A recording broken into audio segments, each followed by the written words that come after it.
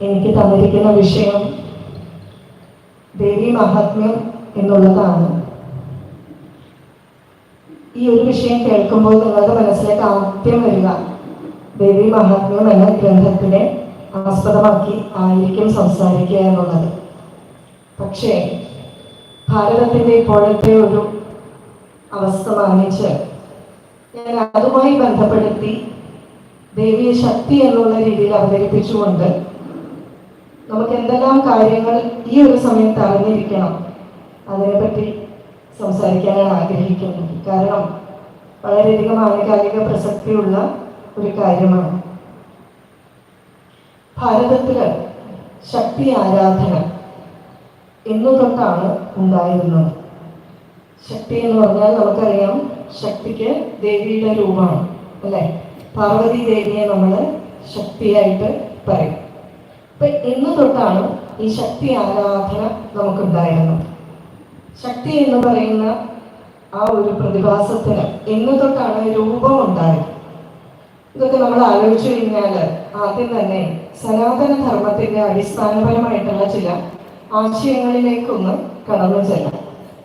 ഈ ശക്തി എന്ന് പറയുന്ന ആശയം നമ്മുടെ സനാതന ധർമ്മത്തിൽ എങ്ങനെ വന്നു?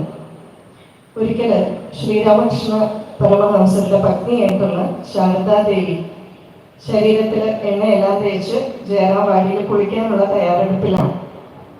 ആ സമയത്ത് ഒരു ശിഷ്യൻ വന്ന് വരാന്തയെല്ലാം അടിച്ചു വാരി കഴിഞ്ഞിട്ട് എന്ത് ചെയ്തു?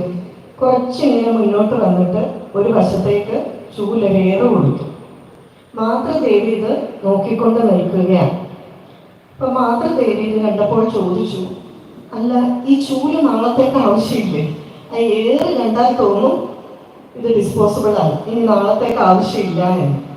അപ്പൊ ശിഷ്യനാകെ അമ്പരന്ന് പോയി. അത് കഴിഞ്ഞ് മാതൃദേവി ചോദിച്ചു, ഒരു വീട്ടിൽ ഈ ചൂല എന്ന് പറയുന്നത് എത്ര പ്രാധാന്യമുള്ള ഒരു സാധനമാണ്? പ്രത്യേകിച്ച് നമുക്ക് സ്ത്രീകൾക്ക് അറിയാം, പുരുഷന്മാർക്ക് അറിയില്ല എന്നല്ല കേട്ടോ. എന്നാലും ഈ ആയുധം കൂടുതലായിട്ട് കൊണ്ട് നടക്കുന്നത് ഞങ്ങളായതുകൊണ്ട് പറയുകയാണ്. ഒന്ന് അടിച്ചു വാരണമെങ്കിൽ ചൂലിന് പകരം വെക്കാനുള്ള ഏതെങ്കിലും സാധനം ഉണ്ടോ? ചൂലിന് ചൂല് തന്നെ കിട്ടിയാലേ തൃപ്തിയാവും. അതോ പുല്ലുചൂലിന് പുല്ലുചൂല് തന്നെ വേണം, കുറ്റിച്ചൂലിന് കുറ്റിച്ചൂല് തന്നെ വേണം, നമുക്കിത് തന്നെ കൃത്യമായിട്ട് വേണം. അപ്പൊ അമ്മ ചോദിച്ചു, മാതൃദേവി ചോദിച്ചു, ശരിക്കും പറഞ്ഞാൽ ഈ ചൂല എന്ന് പറയുന്നത് ഒരു ഫാമിലി മെമ്പർ അല്ലേ? എല്ലാ ദിവസവും വളരെയധികം വേണ്ട ആവശ്യമുള്ള ഒരു സാധനമാണ്. അതുകൊണ്ട് തന്നെ കുറച്ചുകൂടി ബഹുമാനം ഈ ചൂല അർഹിക്കുന്നില്ലേ? ഒരു 2 സെക്കൻഡ് കൂടി വിചാരിച്ചാൽ മര്യാദയ്ക്കൊന്ന് നടന്നുപോയി അതവിടെ ഒന്ന് ചെരിച്ച് നാട്ടി വെക്കാമായിരുന്നു. അതിനുശേഷം മാതൃദേവി പറഞ്ഞു, ഈ ചൂലിലും ഈശ്വരനുണ്ട്. ഞാൻ ഈ പറഞ്ഞ അവസാനത്തെ വരിക്ക് മുമ്പ് വരെ എല്ലാം നമുക്ക് ഓക്കെയാണ്. ഒരാൾക്ക് ഇച്ചിരി ബഹുമാനം കൊടുക്കുന്നതിന്, ഒരു ചൂലിന് ഇച്ചിരി ബഹുമാനം കൊടുക്കുന്നതിനൊന്നും നമുക്ക് വലിയ ബുദ്ധിമുട്ടൊന്നുമില്ല. പക്ഷേ ചൂലിൽ ഈശ്വരനുണ്ട് എന്ന് പറഞ്ഞാൽ നമ്മൾ എങ്ങനെ അത് മനസ്സിലാക്കും? ഇപ്പൊ ഞാൻ കോളേജിൽ പഠിപ്പിക്കുന്ന വിഷയം ബിസിനസ് അഡ്മിനിസ്ട്രേഷൻ ആണ്. അതായത് ഞാൻ കോളേജിൽ പഠിപ്പിക്കുന്നത് ഇന്ന് മാർക്കറ്റിൽ ഏറ്റവും പുതുതായിട്ട് ഇറങ്ങുന്ന പ്രോഡക്റ്റുകൾ, അതിൻ്റെ മാർക്കറ്റിംഗ് സ്ട്രാറ്റജി എങ്ങനെ വേണം, അതിൻ്റെ പരസ്യം എങ്ങനെ കൊടുക്കണം, കസ്റ്റമറിനെ എങ്ങനെ സാറ്റിസ്ഫൈ ചെയ്യണം, ഇങ്ങനെയുള്ള കാര്യങ്ങളാണ് ഞാൻ പഠിപ്പിക്കുന്നത്. ഈ കുട്ടികളോട് പോയിട്ട് ചൂലിൽ ഈശ്വരൻ ഉണ്ടെന്ന് പറഞ്ഞാൽ അവരുടെ മറുപടി, ഇന്നത്തെ തലമുറയിൽ കൂടുതൽ പേരുടെയും മറുപടി എന്തായിരിക്കും? പാവം, ടീച്ചറിന് എവിടെയോ കുറച്ച് ബുദ്ധി കുറവാണ്. കാരണം കൊടിയും പിടിച്ചുകൊണ്ട് നടക്കുന്ന കുട്ടികളാണല്ലോ ഇന്നും കൂടുതൽ. അപ്പൊ എന്താണ് അവർ വിചാരിക്കുന്നത്? ടീച്ചർ എന്തൊക്കെയോ പുസ്തകത്തിൽ നിന്ന് മാനേജ്മെന്റ് പഠിച്ചിട്ടുണ്ട്, പക്ഷെ പറയുന്നതിനൊരു ലോജിക് ഇല്ല. അവർക്കെല്ലാം അങ്ങനെയാണല്ലോ പറയുന്നത്, ലോജിക്ക് വേണം. ശരിക്കും പറഞ്ഞാൽ ഇത് പറഞ്ഞത് ആരാണ്? മാതൃദേവിയാണ്.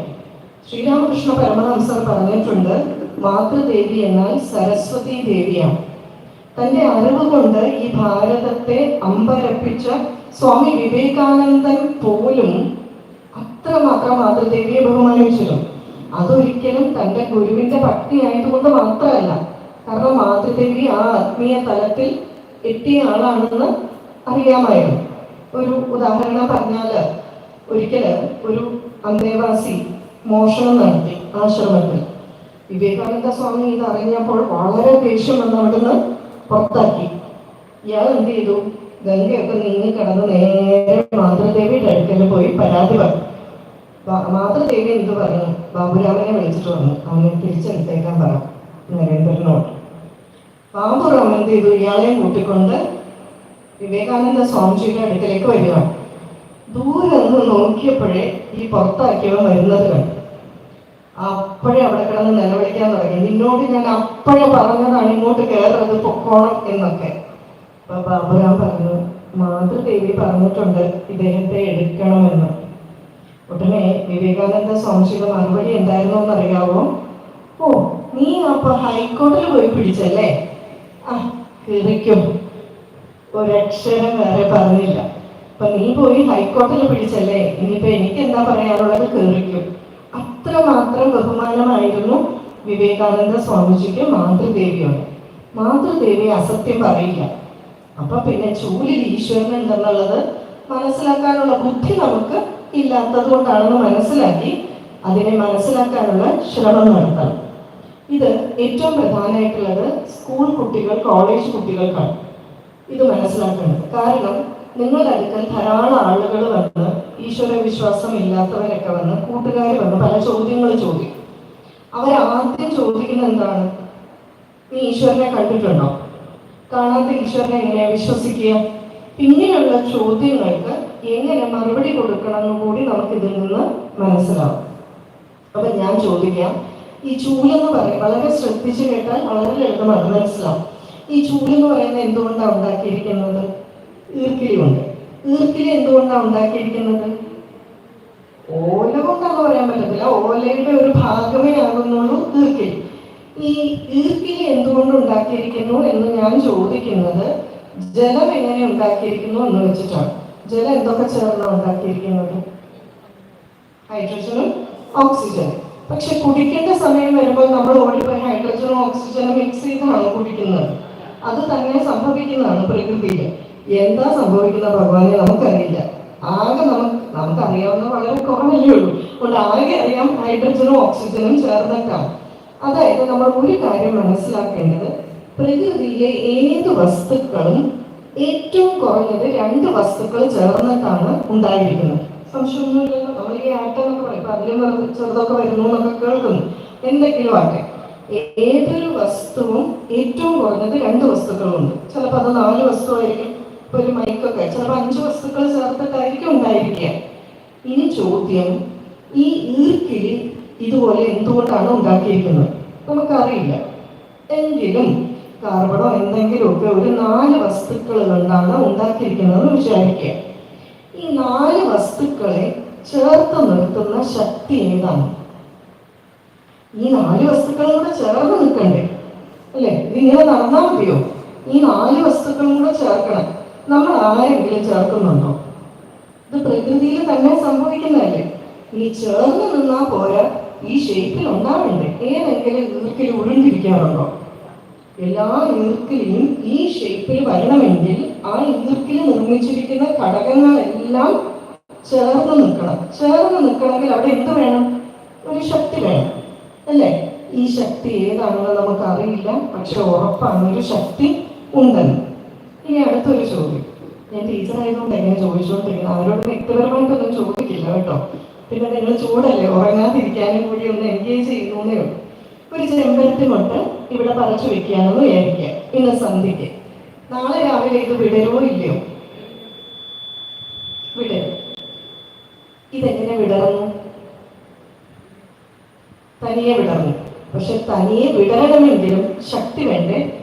അതായത് സൗന്ദര്യ ലഹരി തുടങ്ങുന്നത് എങ്ങനെയാണ്? ശിവശക്തിയായി യുക്തം അല്ലെ? ശക്തി ഇല്ലെങ്കിൽ ശിവൻ ജഡമാണ്. ശിവന്റെ വിരലിന്റെ അറ്റം പോലും ശക്തി ഇല്ലെങ്കിൽ അനക്കാൻ പറ്റുമോ? കണ്ണിന്റെ പോള ചലിപ്പിക്കാൻ പറ്റുമോ? ശക്തി ഇല്ലെങ്കിൽ നമുക്ക് എന്തെങ്കിലും ചെയ്യാൻ പറ്റുമോ? അല്ലേ?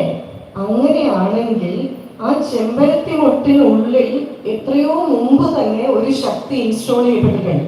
ഇൻസ്റ്റോൾ എന്നൊക്കെ പറഞ്ഞാലായിരിക്കും കുട്ടികൾക്ക് കൂടുതൽ മനസ്സിലാക്കുക അല്ലേ? ആ ചെമ്പരത്തി മൊട്ടിനുള്ളിൽ അതിനു മുമ്പ് തന്നെ ഒരു ശക്തി ഇൻസ്റ്റോൾ ചെയ്യപ്പെട്ടിട്ടുണ്ട്. ശരിയല്ലേ? അതുകൊണ്ടാണ് ആ ചെമ്പരത്തി മൊട്ട് വിടുന്നത്. വിടണമെങ്കിൽ അനങ്ങണ്ടേ? അനങ്ങണമെങ്കിൽ അതിനുള്ളിൽ ഒരു ശക്തിയുണ്ട്. അപ്പൊ അപ്പൊ അങ്ങനെ നോക്കിയാൽ അതിനകത്തും ശക്തിയുണ്ട്. ഇങ്ങനെ നമ്മൾ നോക്കിയാൽ പ്രപഞ്ചത്തിലെ ഏത് വസ്തു എടുത്താലും അതിനുള്ളിൽ ഈ ശക്തിയുണ്ട്. അതിന് കാരണം ഇപ്പൊ മൈക്ക് എടുക്കുക. ഈ മൈക്ക് ഒരു 5 വസ്തുക്കൾ കൊണ്ടാണ് ഉണ്ടാക്കിയിരിക്കുന്നത്. ഈ പ്ലാസ്റ്റിക്കും അങ്ങനെയൊക്കെ. ഈ 5 വസ്തുക്കൾ ചേർത്ത് നിർത്തുന്ന ശക്തി ഏതാണ്? ഇപ്പൊ കുട്ടികൾ വേണേൽ പറയും ഫെവിക്കോളാണ് പറയാന്ന് വിചാരിക്കുക. അപ്പൊ ഈ ഫെവിക്കോൾ എന്തുകൊണ്ടാണ് നിർമ്മിച്ചിരിക്കുന്നത്? അതും ഒരു 3-4 വസ്തുക്കൾ ചേർത്തിട്ടല്ലേ. അതിനെ ചേർത്ത് നിർത്തുന്ന ശക്തി ഏതാണ്? അങ്ങനെ നോക്കിയാൽ ഈ പ്രപഞ്ചത്തിലെ ഏത് വസ്തു എടുത്താലും, അത് പേഴ്സ് എടുത്താലും, മൊബൈൽ എടുത്താലും, രൂപ എടുത്താലും, നമ്മുടെ കമ്മൽ എടുത്താലും, മാല എടുത്താലും, ഏത് വസ്തുക്കളും 2 അതിൽ കൂടുതലോ വസ്തുക്കൾ കൊണ്ടാണ് ഉണ്ടാക്കിയിരിക്കുന്നത്. ആ ഘടകങ്ങളെ ചേർത്ത് നിർത്തുന്ന ഒരു ശക്തിയുണ്ട്. ഈ ശക്തിയാണ് സനാതന. ഒന്നുമില്ല. നമ്മൾ പറയുന്നു പ്രപഞ്ചത്തിലെ സകല ചരാചരങ്ങളിലും ഈശ്വരൻ നിറഞ്ഞു നിൽക്കുന്നു. അതുകൊണ്ട് നമ്മൾ എന്ത് ചെയ്യും? കാര്യം കൊണ്ടൊന്നിനെ തൊടില്ല. രാവിലെ എഴുന്നേൽക്കുമ്പോൾ പിന്നെ അന്നത്തെ ദിവസം മുഴുവൻ ഭൂമിയിൽ ചവിട്ടിയാണ് നടക്കുന്നത്. അതുകൊണ്ട് നമ്മൾ രാവിലെ ഹോൾസെയിലായിട്ട് ഒരു ക്ഷമ പറയും. രാവിലെ തന്നെ തൊട്ട് ഇന്ന് മുഴുവൻ ഇനി ഇങ്ങനെ നടക്കാൻ പോവാണ് സമുദ്രവസനെ ദേവി അല്ലെ. ഒരു പേപ്പറിൽ തൊട്ടാൽ തലയിൽ വെക്കും. കാരണം എന്താണ്? അതിലും ഒരു ശക്തിയുണ്ട്. ശക്തിക്ക് നമ്മൾ എന്തൊക്കെ വാക്കുകൾ പറയും? ചൈതന്യം, ഊർജം. ചൈതന്യം എന്നൊക്കെ പറയണമെങ്കിൽ അത് പോസിറ്റീവായിട്ടുള്ള ഊർജമായിരിക്കണം. നെഗറ്റീവ് ഊർജം ഉണ്ട്. ഒരു മലം കിടന്നാൽ അതിൽ നിന്ന് ഊർജം പോസിറ്റീവാണോ നെഗറ്റീവാണോ വരിക? നെഗറ്റീവാണ് അല്ലേ. അപ്പൊ ഈ ഊർജം എന്ന് പറയുന്നത് പോസിറ്റീവ് ആകുമ്പോൾ നമ്മൾ അതിനെ ചൈതന്യം എന്ന് പറയും. അതിന്റെ വേറൊരു പേരാണ് ശക്തി അല്ലെങ്കിൽ ഊർജം എന്നൊക്കെ പറയും. അതുകൊണ്ടറിയാം എവിടെ തിരിഞ്ഞൊന്ന് നോക്കിയാലും ഈ ശക്തി ഇല്ലാത്ത പരിപാടിയില്ല അല്ലേ. അതുകൊണ്ടാണ് ഭാരതം പണ്ട് തൊട്ടേ ശക്തി ആരാധനയ്ക്ക് പ്രാധാന്യം കൽപ്പിച്ചിരുന്നത്. പക്ഷേ ഈ ശക്തിയെ കാണാൻ പറ്റുമോ? ആരെങ്കിലും നിങ്ങളുടെ ശക്തിയെ കണ്ടിട്ടുണ്ടോ? അപ്പൊ കുട്ടികള് കൂട്ടുകാർ വന്ന് നിങ്ങളോട് ചോദിക്കുകയാണ്, കാണാത്ത ഈശ്വരനെ എങ്ങനെയാണ് വിശ്വസിക്കുന്നത് എന്ന് ചോദിച്ചാൽ അവനോട് തിരിച്ചു ചോദിക്കണം, കണ്ടതിനെ മാത്രമേ നീ വിശ്വസിക്കത്തുള്ളൂ എന്ന് ചോദിക്കണം. അപ്പൊ അവരെന്ത് പറയും? അതേന്ന് പറയും. അതുകൊണ്ടാണല്ലോ നമ്മളോട് ഈ ചോദ്യം ചോദിക്കുന്നത്. അപ്പൊ അടുത്ത ചോദ്യം ചോദിക്കണം, നിനക്ക് ബുദ്ധി ഉണ്ടെന്നാണോ നീ വിചാരിക്കുന്നത്, ഇല്ലെന്നാണോ വിചാരിക്കുന്നത്? അപ്പൊ എന്തായിരിക്കും കൂട്ടുകാർ മറുപടി പറയാ? ഉണ്ടെന്ന്. ഒന്ന് കാണിച്ചു തരാൻ പറയാം. ഒരു സാധനം ഉണ്ട് എന്ന് കൂട്ടുകാരൻ വിശ്വസിക്കുന്നുണ്ടെങ്കിൽ അവൻ പറയുന്നുണ്ട് കണ്ടതിനെ മാത്രമേ ഞാൻ വിശ്വസിക്കൂ. അങ്ങനെയാണെങ്കിൽ ബുദ്ധിയെ കാണിച്ചു തരാൻ പറയണം. ആരെങ്കിലും നമ്മുടെ ബുദ്ധിയെ കണ്ടിട്ടുണ്ടോ? ഇല്ല. കാരണം ശക്തി ആർക്കും കാണാൻ സാധിക്കില്ല. ശക്തി സൂക്ഷ്മമാണ്, എന്നാലും ഉണ്ടെന്ന് നമുക്കറിയാം. ഊർജത്തിനെ കാണാൻ സാധിക്കില്ല. കാരണം ഇലക്ട്രിസിറ്റി ആരെങ്കിലും കണ്ടിട്ടുണ്ടോ? ഇല്ല. ലൈറ്റ് ഇടുമ്പോൾ അറിയാം, ഷോക്ക് അടിക്കുമ്പോൾ അറിയാം. ശക്തി ആർക്കും കാണാൻ സാധിക്കില്ല. അതുകൊണ്ടാണ് ബുദ്ധിശക്തി എന്ന് പറയുന്നത്. ബുദ്ധിയുടെ കൂടെ ശക്തി എന്ന് കൊടുക്കുന്നത് എന്തുകൊണ്ടാണ്? അത് സൂക്ഷ്മമായതുകൊണ്ടാണ്. എന്നാൽ ഈ ബുദ്ധി ഇരിക്കുന്ന എവിടെയാ? തലയിലാന്ന് നമ്മൾ പറയും. സ്കൂളിൽ ഇത് മുഴുവൻ വരച്ചു പഠിച്ചതല്ലേ, സെറിബ്രം, സെറിബെല്ലം, കോർട്ടക്സ് ഒക്കെ. എവിടെയെങ്കിലും ബുദ്ധി വരച്ചു പഠിച്ചോ? ഇല്ല. ഇനി അടുത്തത് മനസ്സ്. ചില ദിവസം നമ്മൾ പറയത്തില്ലേ, മനസ്സിനാകെ വിഷമോ, എന്നാ ഈ മനസ്സ് എവിടെയിരിക്കുന്നു? ആരെങ്കിലും കണ്ടിട്ടുണ്ടോ? അപ്പോൾ നമ്മൾ പറയും മനഃശക്തി. അതും സൂക്ഷ്മമാണ്. അപ്പൊ കാണാൻ പറ്റുന്നത് മാത്രമേ നമ്മൾ വിശ്വസിക്കുന്നു എന്ന് പറഞ്ഞാൽ പറ്റില്ല. യുക്തിപൂർവ്വം ചിന്തിക്കാം. ദൂരെ മലമുകളിൽ ഒരു പുക കാണുമ്പോൾ അതിന്റെ അർത്ഥം എന്താണ്? തീയുണ്ട് അല്ലേ? യുക്തിഭദ്രമായിട്ട് ചിന്തിക്കും. അപ്പോൾ ലൈറ്റ് തെളിയുമ്പോൾ നമുക്ക് എന്തറിയാം? അവിടെ ഊർജ്ജം ഉണ്ടെന്ന് നമുക്കറിയാം. ഇതുപോലെ തന്നെയാണ് ഈശ്വരന്റെ സാന്നിധ്യം. അതുകൊണ്ട് ഈ പ്രപഞ്ചത്തിന്റെ നിലനിൽപ്പ് തന്നെ ഈ ശക്തിയിലാണെന്ന് അറിഞ്ഞപ്പോൾ നമ്മൾ എന്ത് ചെയ്തു? ഈ ശക്തിക്ക് ഒരു രൂപം കൊടുത്തു. കാരണം എന്താ? രൂപമില്ലെങ്കിൽ നമുക്ക് പ്രാർത്ഥിക്കാൻ പറ്റില്ല, നമുക്ക് ഏകാഗ്രത കിട്ടില്ല. ശരിയല്ലേ? ഒരു രൂപമില്ലെങ്കിൽ നമുക്ക് ഏകാഗ്രത കിട്ടും. ഇപ്പൊ വേദത്തിൽ ഗംഗാദേവിക്കൊന്നും രൂപമില്ല. ഹരിദ്വാറിൽ പോയി കഴിഞ്ഞാൽ നല്ല ഗംഗാദേവിയുടെ രൂപം ഉള്ള ക്ഷേത്രമൊക്കെ ഉണ്ട്. നമുക്ക് അത്രയും പറ്റാത്തത് കൊണ്ടും നമുക്കൊരു രൂപം ഉണ്ടെങ്കിലുമേ ഫോക്കസ് ചെയ്യാൻ പറ്റൂ, ധ്യാനിക്കാൻ പറ്റൂ. അതുകൊണ്ട് എന്ത് ചെയ്തു? ശക്തിക്കൊരു രൂപം കൊടുത്തു അല്ലേ? ആ ശക്തിയുടെ രൂപമാണ് പാർവതി ദേവി എന്ന് നമ്മൾ പറയും അല്ലെ. ശക്തിയുടെ രൂപമാണ് പാർവതി ദേവി. ഇതുകൊണ്ട് ഈ ഒരു തിരിച്ചറിവ്, പ്രപഞ്ചത്തിലെ സകല ചരാചരങ്ങളുടെയും നിലനിൽപ്പ് ഈ ശക്തിയിലാണെന്ന് തിരിച്ചറിഞ്ഞത് കൊണ്ടാണ് നമ്മൾ ശക്തി ആരാധന നടത്തിയത്. അപ്പൊ ഈ ശക്തി ആരാധന നടത്തുമ്പോൾ അവിടെ നമ്മൾ ശരിക്കും എന്തിനെ ആരാധിക്കുന്നത്? ഊർജത്തിനെയാണ് ആരാധിക്കുന്നത്. ഇനി ഈ ഊർജം എല്ലായിടത്തും ഒരുപോലെ ആയിരിക്കുമോ? ഇപ്പൊ നമ്മളുടെ ശരീരത്തിൽ എല്ലാ ശക്തിയുണ്ട്, എല്ലാവരുടെ ശരീരത്തിലും ഒരുപോലെയാണോ? അല്ല. എല്ലാ പ്ലഗ് പോയിന്റിലും കൂടെ വരുന്ന കറണ്ട് ഒരുപോലെയാണോ? പവർ ഒരുപോലെയാണോ? മിക്സിക്കും ഗ്രൈൻഡറിനും ഒരുപോലത്തേക്ക് മതിയോ? അല്ലെങ്കിൽ മൊബൈൽ കുത്തുന്നത് പോലെ മതിയോ? ഇലക്ട്രിസിറ്റി ആണെങ്കിലും ഊർജമാണെങ്കിലും പലയിടത്തും വ്യത്യാസപ്പെട്ടിരിക്കും അല്ലേ. വളരെയധികം കൂടിയും വരാം, കുറഞ്ഞും ഒക്കെ വരാം. അതുപോലെ തന്നെ ഭാരതത്തിലെ ഏറ്റവും വലിയ ഊർജ കേന്ദ്രങ്ങളായിരുന്നു 52 ശക്തിപീഠങ്ങൾ. അവിടെ ഊർജം വളരെ കൂടുതലാണ്. ഈ 52 ശക്തിപീഠങ്ങൾ എങ്ങനെ ഉണ്ടായി? കഥ എല്ലാവർക്കും അറിയാം. സതീദേവി തന്റെ പിതാവായിട്ടുള്ള ദക്ഷന്റെ അപമാനത്താൽ എന്ത് ചെയ്തു? ആ ഹോമാഗ്നിയിലേക്ക് എടുത്ത് ചാടി. അപ്പൊ എന്തായി? മഹാദേവന് വിഷമം സഹിക്കാതെ സതീദേവിയുടെ ആ ശരീരവും എടുത്ത് താണ്ഡവ നൃത്തം ചെയ്തു. ഭൂലോകം മുഴുവൻ വളരെയധികം ദുരന്തത്തിലേക്ക് വരുന്നു എന്ന് കണ്ട മഹാവിഷ്ണു എന്ത് ചെയ്തു? തന്റെ സുദർശന ചക്രം പ്രയോഗിച്ച് ദേവിയുടെ ശരീരത്തിനെ 52 കഷ്ണങ്ങളാക്കി. സതീദേവിയുടെ ശരീരം എന്താണ്? ശക്തിയാണ് അല്ലെ. ആ ശരീരത്തിന്റെ 52 ഭാഗങ്ങൾ എല്ലാം ശക്തിപീഠങ്ങളായി, ഊർജത്തിന്റെ കേന്ദ്രങ്ങളായി. കത്തിച്ച്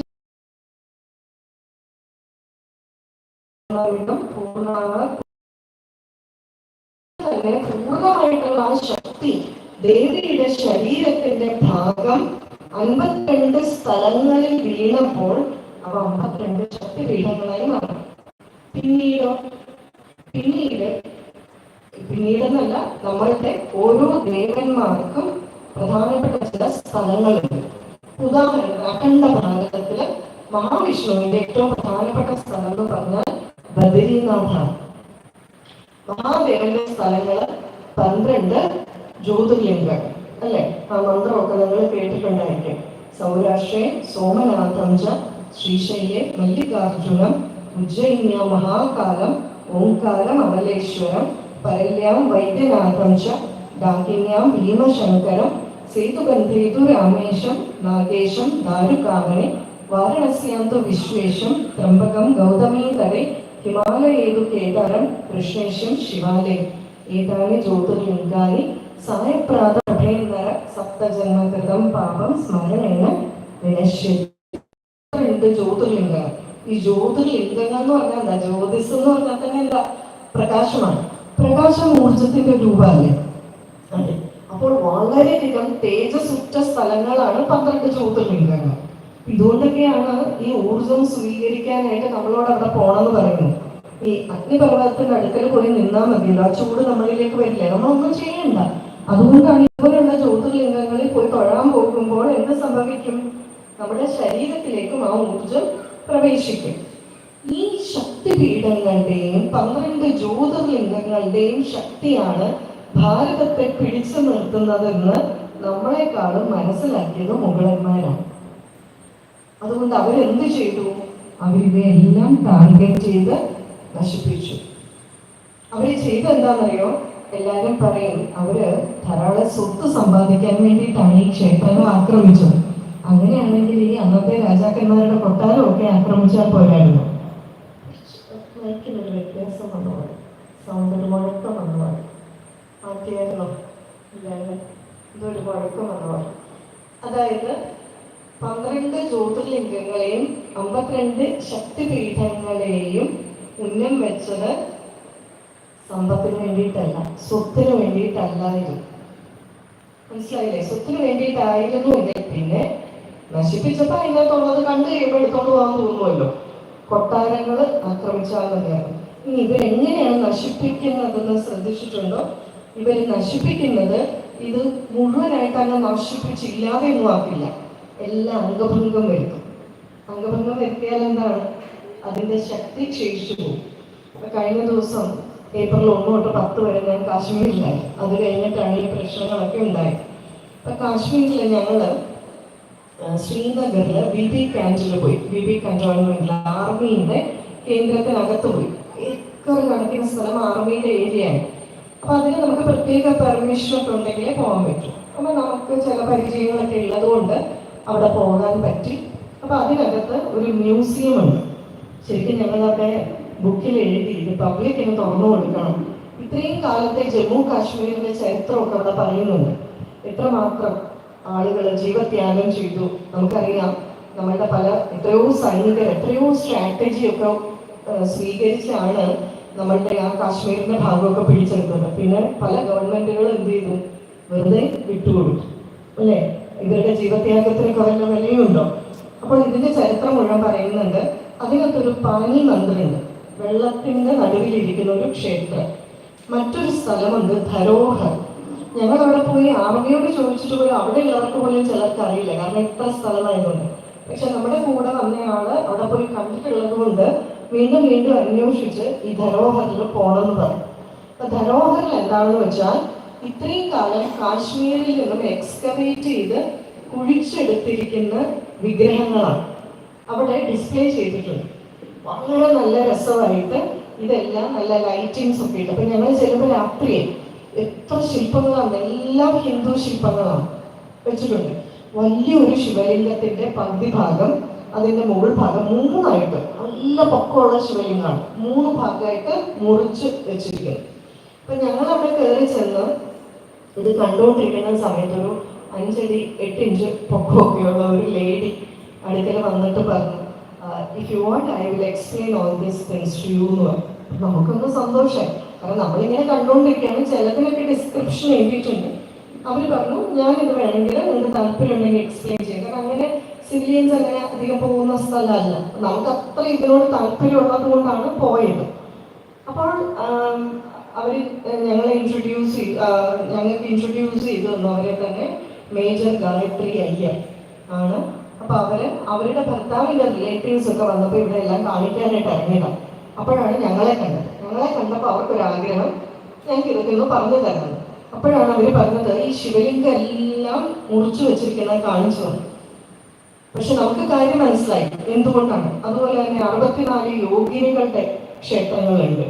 ഞങ്ങൾ കുറച്ചു കാലം മുമ്പ് പോയതാണ്. ഈ 64 യോഗിനികളുടെയും പ്രതിഷ്ഠയിൽ എല്ലാത്തിൻ്റെയും ഒന്നുകിലും മൊക്കയില്ലാതെയാക്കും, കൈ മുറിച്ചു കളയും, അത്രയൊക്കെ ചെയ്യും. പക്ഷെ എന്താണ്, അതിൻ്റെ ചൈതന്യം പോകും, ശക്തി പോകും. അപ്പൊ ഇതിനു വേണ്ടിയിട്ടാണ് പല മുഗളന്മാരും അല്ലെങ്കിൽ ബ്രിട്ടീഷുകാരും ഒക്കെ ഇത് ചെയ്തത്. നമ്മളെക്കാളും ശക്തി ആരാധനയുടെ പ്രാധാന്യം കൂടുതലായിട്ട് മനസ്സിലാക്കിയിരുന്നത് അവരാണ്.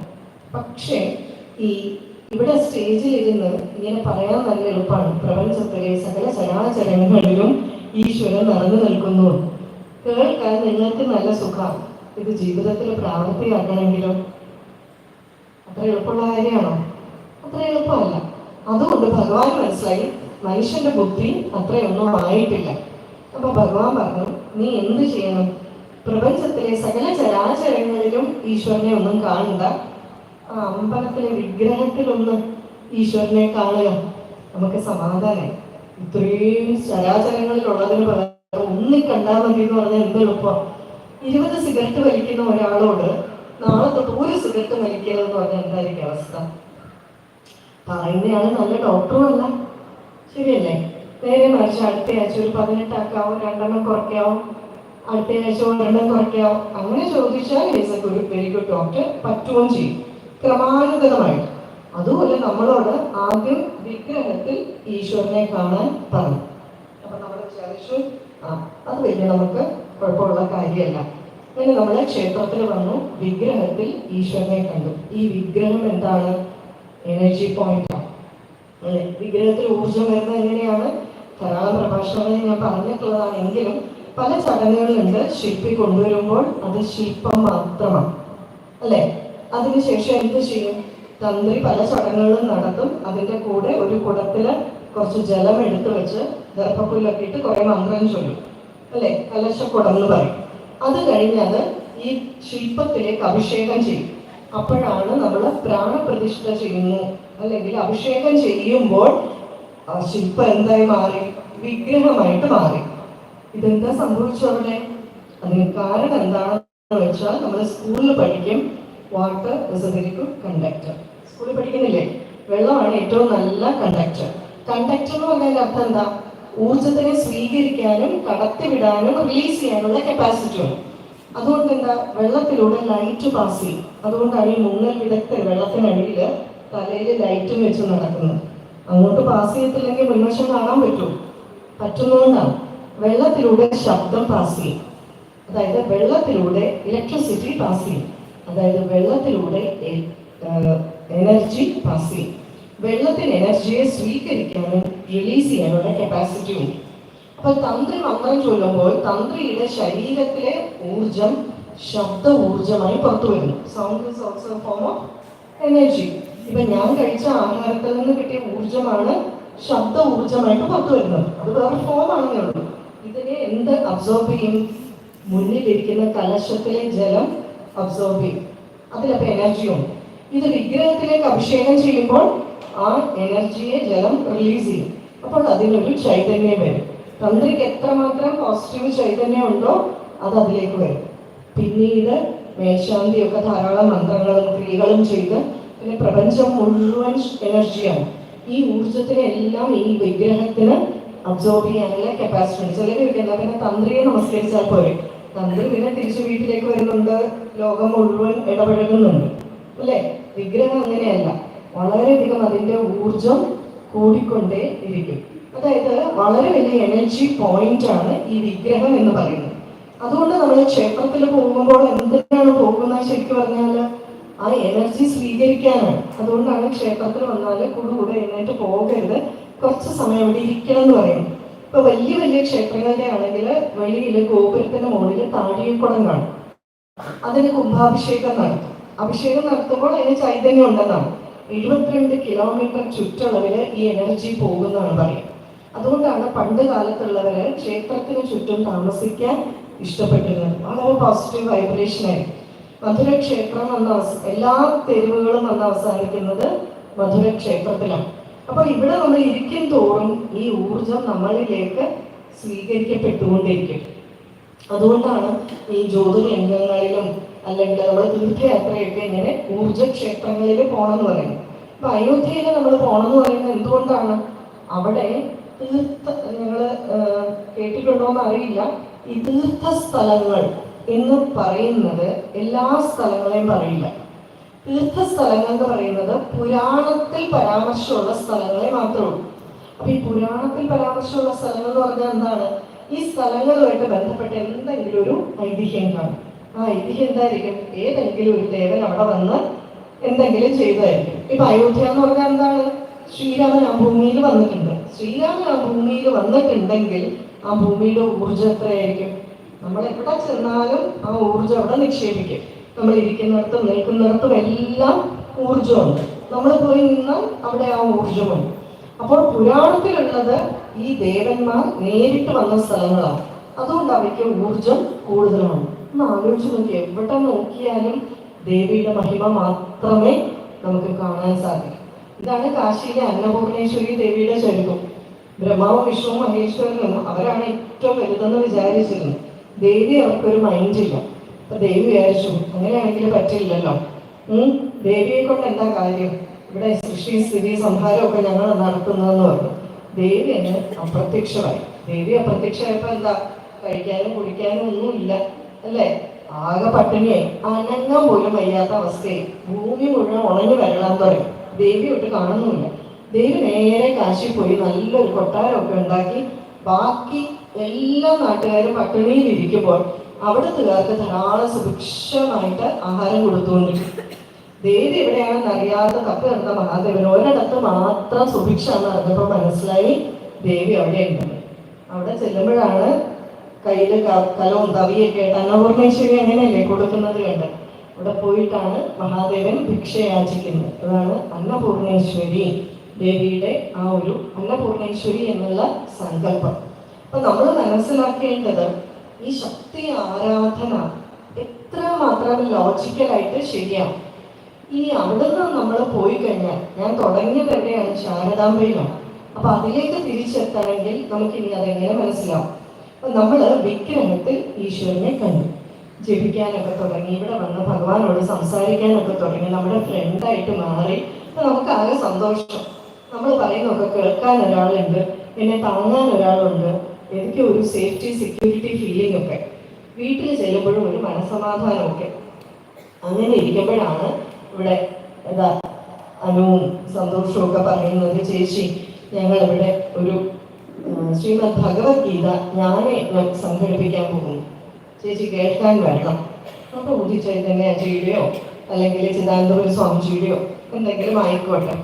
അപ്പൊ നിങ്ങൾ വിചാരിച്ചു, ഹിന്ദുവായിട്ട് ഭഗവത്ഗീത അറിഞ്ഞില്ല എന്ന് പറഞ്ഞാൽ മോശമല്ലേ? ഈ അമ്പലത്തിൽ വരാൻ തുടങ്ങിയപ്പോൾ തന്നെ ആകെ ഒരു സുഖമൊക്കെ ഉണ്ട്, എന്നാ പിന്നെ ഒരു ദിവസം പോയേക്കാം. അങ്ങനെ ശ്രീമദ് ഭഗവത്ഗീതയിൽ എത്ര അധ്യായമുണ്ട്? എത്രയുണ്ട്? അയ്യോ, കുട്ടികൾ പറയാം. എല്ലാവരും കുട്ടികളറിയാം. ആർക്കെങ്കിലും അറിയാമോ കുട്ടികൾക്ക്? 18. അതെ, 18 അധ്യായങ്ങൾ. അപ്പൊ അങ്ങനെ നോക്കി നോക്കിയിരുന്ന് ഒരു ദിവസം ഭഗവത്ഗീത കേൾക്കാനായിട്ട് വന്നു. ഇവിടെ വന്നപ്പോൾ ആചാര്യൻ പറയുന്നത് 10-ാം അധ്യായം ഏതാണെന്നറിയാം ആർക്കെങ്കിലും? 10-ാം അധ്യായത്തിന്റെ പേരെന്താ? മുതിർന്നവർക്കറിയാം.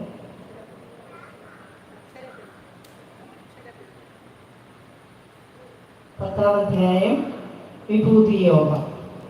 അപ്പൊ 10-ാം അധ്യായം വിഭൂതി യോഗമാണ് ഇവിടെ ആചാര്യൻ പറയുന്നത്. ഈ ഭഗവത്ഗീത എന്ന് പറഞ്ഞാൽ എന്താണ്? ശ്രീകൃഷ്ണ ഭഗവാൻ അർജുനന് കൊടുത്ത ഉപദേശങ്ങളാണ്. അപ്പൊ അതിൽ ഭഗവാൻ എന്താ പറയാ? വൃക്ഷങ്ങളിൽ ഞാൻ ആൽവൃക്ഷമാണ്. അതിന്റെ അർത്ഥം എന്താ? ആൽവൃക്ഷം എന്ന് പറഞ്ഞാൽ ശ്രീകൃഷ്ണനാണെന്നല്ലേ അർത്ഥം. വൃക്ഷങ്ങളിൽ ഞാൻ ആൽവൃക്ഷമാണെന്ന് പറഞ്ഞാൽ എന്താ? ശ്രീകൃഷ്ണ ഭഗവാൻ എന്നർത്ഥം. അത്രയും നാളും ചുരണ്ടിക്കൊണ്ടും മാന്തിക്കൊണ്ടും ഒക്കെ ഇരുന്ന നമ്മള് വേഗം ആൽവൃക്ഷത്തിന് ഒരു തടവൊക്കെ കെട്ടി പിന്നെ നമ്മൾ പ്രദക്ഷിണമൊക്കെ വെച്ച് പൂജിക്കാൻ തുടങ്ങി. കാരണം എന്താണ്? നമ്മുടെ കണ്ണില് ആൽവൃക്ഷം എന്ന് പറഞ്ഞാൽ ആരാണ്? ശ്രീകൃഷ്ണൻ. വിഭൂതി യോഗത്തിൽ പറയുന്നു, പൂക്കളിൽ ഞാൻ താമരയാണ്. ഇത് ഉള്ളിൽ കയറി കഴിഞ്ഞാൽ പിന്നെ താമരപ്പൂ കാണുമ്പോൾ എന്ത് ഓർമ്മ വരും? ശ്രീകൃഷ്ണനെ ഓർമ്മ വരും, അല്ലേ? അപ്പം അതായി. അടുത്തത് ഭഗവാൻ പറയുന്നു, സരസാമസ്മി സാഗരഹ. സരസ്സുകളിൽ ഞാൻ സാഗരമാണ്, കടലാണ്. അല്ലെങ്കിൽ ഞാൻ വിചാരിക്കും, കടല് കണ്ട ആർക്കാ ഭഗവാനെ ഓർക്കാതിരിക്കുന്നു? എന്താ ആഴവും പഴപ്പിട്ട് ആരുടെ സൃഷ്ടിയ? അന്തോ ഇല്ല കുന്തോ ഇല്ലാത്തൊരു സാധനം, അല്ലേ? പക്ഷേ ഒരേ പതയാണെന്ന് വിചാരിച്ചാൽ അത്രേ ഉള്ളൂ. ഇത് ഈശ്വരനാണെന്ന് വിചാരിച്ചാൽ ഈശ്വരൻ. നൊച്ചൂർ അദ്ദേഹം പറയും, നൊച്ചൂർ അദ്ദേഹത്തിനോട് ഒരാൾ ചോദിച്ചു, ഇത് ഭഗവത്ഗീതയിൽ പറയുന്നുണ്ടല്ലോ ഇത് ഭഗവാനാണെന്ന്, പക്ഷെ ഇത് നോക്കിക്കഴിഞ്ഞാൽ മൊത്തം ഒരേ പതയല്ലേ ഉള്ളൂ. അപ്പൊ അദ്ദേഹം പറഞ്ഞു, സൃഷ്ടി, അതായത് ശരിക്കും പറഞ്ഞാൽ ഒരു സൃഷ്ടി കാണുമ്പോൾ നമുക്ക് ആരെ ഓർമ്മ വരണം? സൃഷ്ടാവിനെ ഓർമ്മ വരണം. ഈ സൃഷ്ടിയെ കാണണമെങ്കിൽ, ശരിയായ രീതിയിൽ കാണണമെങ്കിൽ ദൃഷ്ടി മാറണമെന്ന് നൊച്ചൂർ അദ്ദേഹം പറയും. ഇത് നൊരേം പതയാണെന്ന് വിചാരിച്ചാൽ നൊരേം പതയാണ്, ഇത് ഈശ്വരനാണെന്ന് വിചാരിച്ചാൽ ഈശ്വരന്. നമ്മുടെ വിശ്വാസം അങ്ങനെയല്ലേ? അതായത് എന്നെ ഈശ്വരൻ സംരക്ഷിക്കും എന്ന് നമ്മൾ വിചാരിച്ചാൽ അതിനനുകൂലമായിട്ടുള്ള സാഹചര്യങ്ങൾ പ്രകൃതി ഒരുക്കിത്തരും. എന്നെ ആരും രക്ഷിക്കില്ല, ഞാൻ ഈശ്വരനെ വിശ്വസിക്കില്ല എന്ന് പറഞ്ഞാൽ അത് ശരിയാണെന്ന് തെളിയിക്കാനുള്ള സാഹചര്യങ്ങളെല്ലാം ഒരുങ്ങി വരും. അപ്പൊ നമ്മൾ തീരുമാനിച്ചോണം നമ്മൾ എന്ത് ചെയ്യണമെന്ന്. അപ്പൊ പറയാണ്, സരസാമസ്മി സാഗരഹ. കടലെന്ന് പറയുന്നത് ഈശ്വരനാണ്. അപ്പൊ ഒന്ന് നമ്മുടെ സിറ്റുവേഷൻ ഇപ്പൊ എന്താണെന്നൊന്ന് അനലൈസ് ചെയ്യാം. വിഗ്രഹത്തിൽ മാത്രം ഈശ്വരനെ കണ്ട നമ്മൾ ആൽവൃക്ഷത്തിൽ ഈശ്വരനെ കാണാൻ തുടങ്ങി. പിന്നെ താമരപ്പൂവിൽ ഈശ്വരനെ കാണാൻ തുടങ്ങി. അടുത്തതോ കടലിൽ ഈശ്വരനെ കാണാൻ തുടങ്ങി. മാത്തമാറ്റിക്സ് അറിയാവുന്നവർക്കറിയാം ഇതിന്റെ എന്ത് ഡയമെൻഷനാണ് ശാരദാദേവി പറഞ്ഞത്. ഈ ചൂലിലും ഈശ്വരനുണ്ട്. നമ്മൾ പതുക്കെ ബുദ്ധി ഇല്ലാത്തത് കൊണ്ട് പിച്ച വെച്ച് വരും. ശാരദാദേവിയുടെ അനുഭൂതി തലത്തിലുള്ളത് കൊണ്ട് ശാരദാദേവിക്ക് എന്തിലും ഈശ്വരനെ കാണാൻ സാധിക്കും. അതുകൊണ്ടാണ് ശാരദാദേവി പറയുമ്പോൾ അത് അസത്യമല്ല, നമുക്ക് മനസ്സിലാക്കാനുള്ള ബുദ്ധിയില്ല. അപ്പോൾ ഒന്ന് ആലോചിച്ച് നോക്കി, ഈ ശക്തിയുടെ പ്രാധാന്യം, ഈ ദേവി ആരാധനയുടെ പ്രാധാന്യം.